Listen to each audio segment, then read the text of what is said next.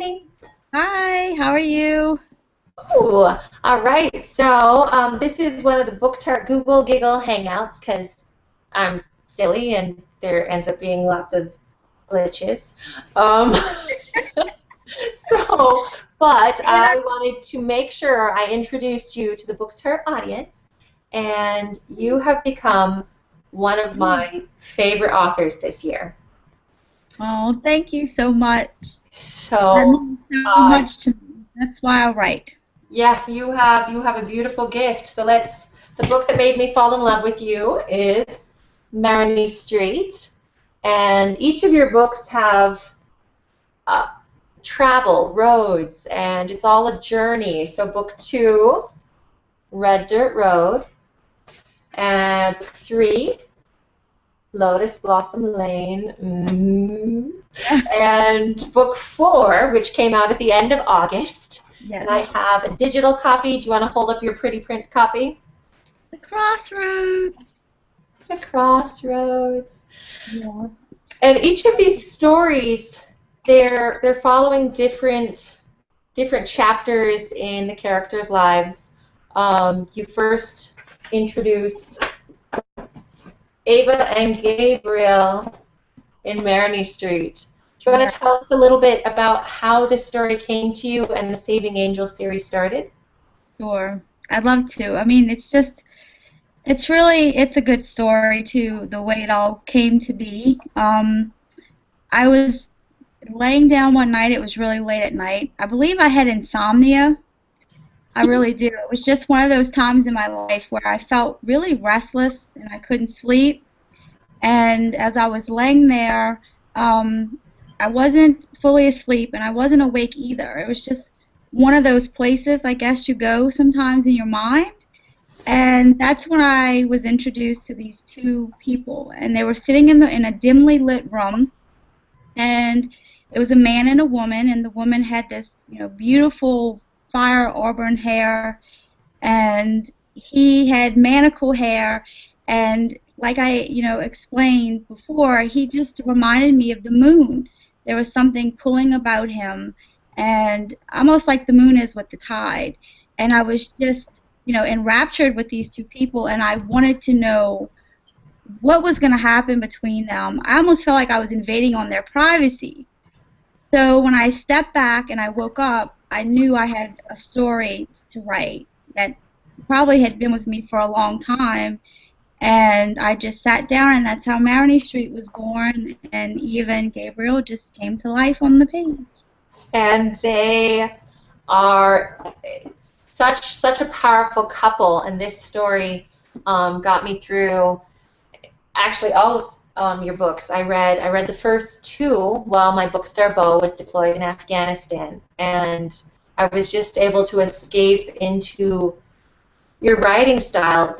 You're not afraid to face pain and loss, but there's the power of love woven through all your stories, and it's beautiful, and it reminded me to hope and to dream.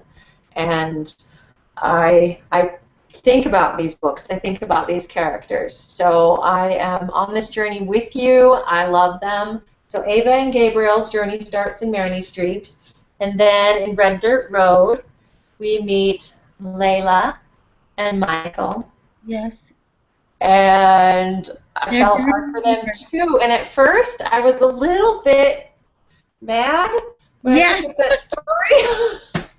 I didn't expect that. I really didn't.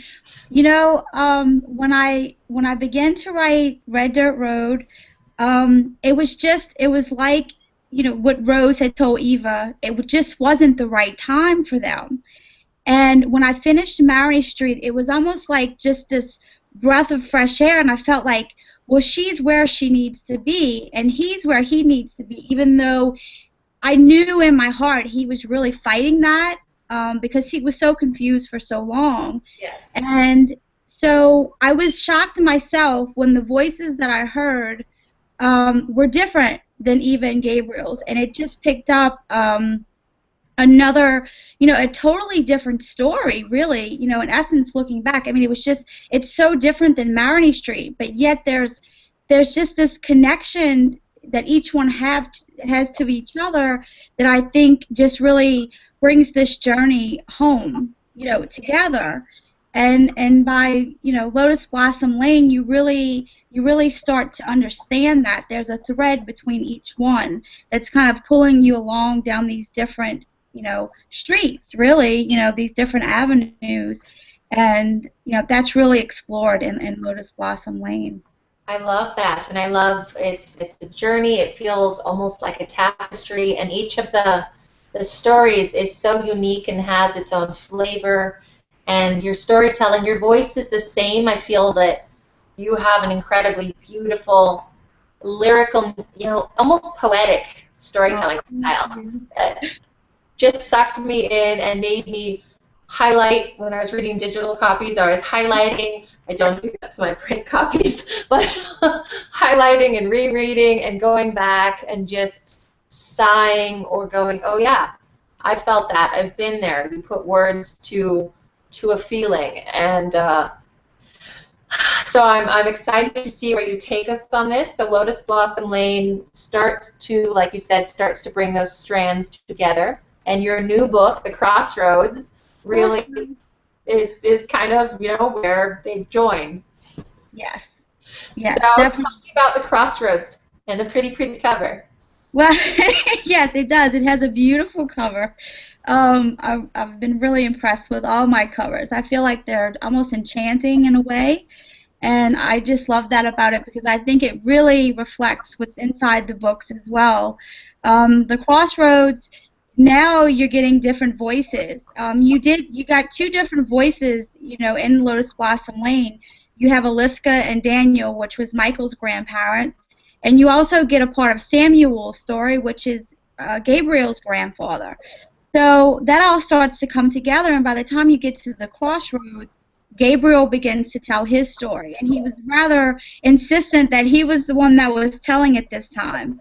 And there was really, I believe, a few reasons for that. And one, he was just terribly confused, and he wanted to work through all these issues that he was having, and I really found that intriguing because it was a subconscious thing that he was really, dealing with, and it was that, you feel connected to places, you feel connected to people, and not always are you aware why, but you just have that strong pull to be near them or to be there and figure out really what's going on in your own life. And The Crossroads really brings all that to light, and it's not just his story and Eva's, but it's also Madame's and Raphael's. Their stories really explore the idea of, fate really working in your life and bringing you where you need to be. And then also the choice that you make, whether or not to accept fate's hand, in the telling of your own story. And I really loved that about The Crossroads. I loved how it all just came together. I felt like in this kind of big explosion of answers, this is why this happened, this is why you're here today, and everything's going to be okay, but now it's up to you to make the choice on what you need to do for your own life. I loved that. I loved how, yes, you have the strands of fate, but like you said, it's what are you going to do with those? What choice? And you deal with real feelings, with loss and loneliness and death and life and rebirth, basically, and choosing to blossom. And I'm so excited that book 5 is written. It is. It's being edited at the moment. My wonderful editor is looking it over, and hopefully, she really enjoys it. And I will be totally honest. I mean, there's really nothing that's off limits, to ask me. So I'll tell you honestly, as the writer and as a reader, because I never planned these books. Starting from Maroney Street, I didn't know how they were going to end. I didn't know how they were going to be connected. And there were times where I would write a scene, and then after, it could have been a day or two after, the meaning of that scene really came through. There was always something symbolic that I would find about, digging and finding, and it just kind of pulled this series along. And with the last book, which is Sparrow Way, I didn't want to write it. I didn't. I was really against it. I felt at the crossroads. I felt the journey of all these characters came to an end, and I thought it was a really beautiful end. A nice way to end the series. But Gabriel had other plans because this last book is actually told again from his point of view, but totally from his point of view this time. And we had some angry moments where I didn't want to write, but to release the pressure, I had to because he knows how to talk and he does it well. He's he's very persuasive when he wants something done. Like you said, he has that pull of the moon.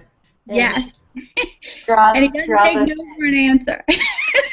He's just like, yeah. And I can imagine, I sometimes almost don't want to read the last book in a series right away because it's hard saying goodbye. Yes. But that's why I love, one of the reasons I love to read is you can go back and reread and revisit those characters. Yes. That is a wonderful thing. But I cried for a week after the last book was written. Oh. It was part because these characters, they've really become like family to me. I've spent a lot of time with them. I've been inside their heads, and they've been inside mine, of course. And I fell in love with them from the first word that I wrote in Maroney Street. I just knew they were different, and I knew the story was different.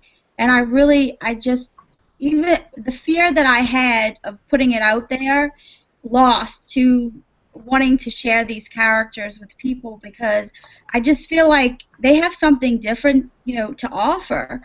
And with the last book, it's a book like I've never written before. It's very different, and the story is different than I think any of the other ones. And I'm intrigued, and I do feel that each of these stories has been just a different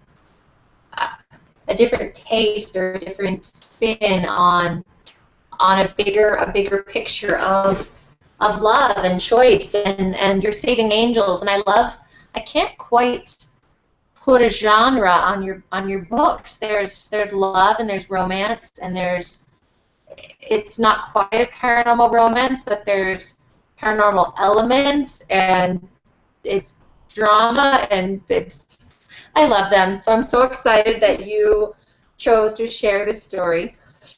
Yeah, it's very hard to put them in one box, that's for sure. I didn't write with a genre in mind. I just wrote whatever they told me to write, and that's what I followed. I felt like I followed the truth of what they were trying to tell me, and I just hope that come across on the page like it was meant to. And I'm just one of those people, though, I don't read for genre. If the book catches me, I read it, and I just enjoy it for what it is, and that's what I was hoping for this series, that people would just enjoy it for what it is. It's been called paranormal. It's been called romance. I don't find it paranormal. My idea of paranormal, it's paranormal with a twist, I guess you could say. I don't know. It's I find that whatever happened in these books could happen in real life. I see you, but it's being silly.